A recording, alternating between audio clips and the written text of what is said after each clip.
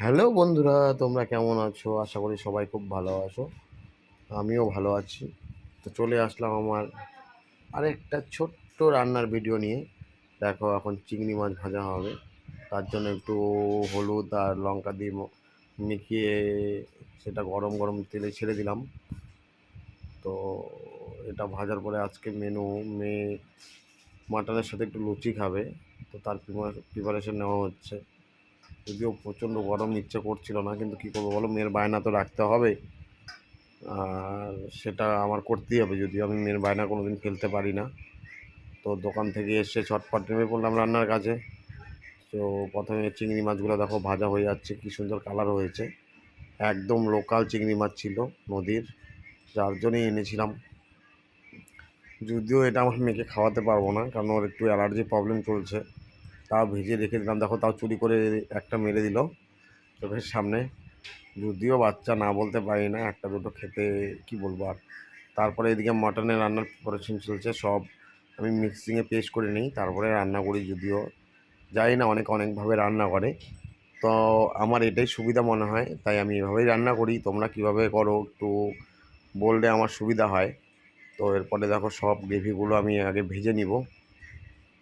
তো তারপরে এখানে আর কি আমি হলুদ, জিরার গুঁড়ো, গরম মশলা গুঁড়ো, এলাচ সব দিয়ে দিই। একটু ক্যাপসিকাম আজকে নিয়ে এসেছি, সেটাও দিয়ে দিলাম। তো এই গ্রেভিটা আমি টোটালি আগে ভেজে নিব। এর মধ্যে আমি তেজপাতা, লং, এলাচ সব দিয়ে দিয়েছিলাম। তো এরপরে আমি মটনটা এর মধ্যে ছেড়ে দিব। তো ছেড়ে দিয়ে একটু এটার মধ্যে আমি ঘেটে ঘুটে নিয়ে নিব। জানি না আমার রান্নাগুলো তোমাদের কেমন লাগে, যতটা পারি চেষ্টা করি। খুব একটা ভালো পারি না, কিন্তু চেষ্টা করি ভালো করার জন্য। আর রান্না আমার অ্যাকচুয়ালি করতে ভালোও লাগে। তো এর মধ্যে সামান্য নুনও দিয়ে দিলাম, নুন দিয়ে দিলাম, জিরের গুঁড়ো দিয়ে একটু ঘেটে ঘুটে নিলাম। তো এইভাবে চলছে আর কি রান্নার প্রিপারেশন, একা হাতে করছি। তো দেখো এরপরে মোটামুটি আমার গ্রেভি সব শুকিয়ে গেছে। মাংস একটু আগে কষানো হবে, যদিও মটনটা অনেক টাইম লাগে, যেটা আমার খুব বিরক্তকর মনে হয়। জানি না তোমাদের কি মনে হয়। এরপরে মটন হতে হতে আমি একটু আটা মেখে নিব, যেহেতু লুচি করব। তো ময়দার লুচিটা কী হয়, কিছুক্ষণ পরে শক্ত হয়ে যায়, যার জন্য আমি আটার লুচিটাই করি। আমার মনে হয় আটার লুচিটা বেশি টেস্টি হয়। তো এর মধ্যে আমি একটু সামান্য পরিমাণ তেল দিয়ে দিব, তারপরে সামান্য একটু চিনি দিয়ে দিব, যাতে সেটা একটু নরম হয়। জানি না, অনেকে বলে, যার জন্যই শেখা আর কি। আদৌ নরম হয় কিনা আমি তো বুঝতে পারি না, কিন্তু যার কাছে যেটা শুনি, শুনে নিজে একটু ট্রাই করার চেষ্টা করি। তো সেটাই করলাম আজকে। এরপরে আটাটা এখন মেখে নিব আমি। যদিও আটা মাখাটা খুব বিরক্তকর মনে হয় আমার, হাতের মধ্যে লেগে থাকে না, এটা খুব বিরক্ত মনে হয় আমার। এ দেখো আমার মাম্মা আমার চিংড়িগুলো দেখাচ্ছে তোমাদের। যদিও আমার ক্যামেরা আমার মাম্মামই করছে, হ্যাঁ, ক্যামেরাম্যান আমার মাম্মাম। তো ওর চিংড়ি মাছগুলো দেখাচ্ছে, দেখো ভাজার পরে আমি একটা বাটিতে রেখে দিয়েছিলাম। ও খেতে পারবে না দেখে আমিও খাবো না, তার জন্য ভেজে রেখে দিলাম। তো এটা করতে করতে দেখো আমার আটা মাখার প্রিপারেশন মোটামুটি চলছে। তো এদিকে আটা মাখা মোটামুটি কমপ্লিটই। তো এরপরে আমি আটা পুরা লেটে পুটে নিচ্ছি, যেটা দেখো না হাতের মধ্যে লেগে থাকে।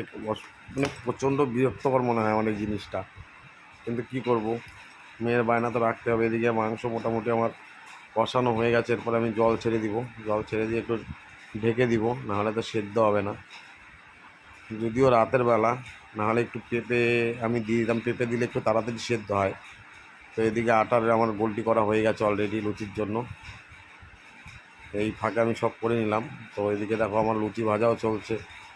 কিন্তু লুচি ভাজতে ভাজতে আজকে একটু কী বলবো, একটা বড় ধরনের ঘটনাও ঘটে গেছে আমার। হাতের মধ্যে অনেকটা তেল ছিটে গেছে, যার জন্য অনেকটা ফোস্কা পড়ে গেছে। যদিও প্রচণ্ড জ্বালা করছে, কিন্তু করার কিচ্ছু নেই, করতে হবে। তো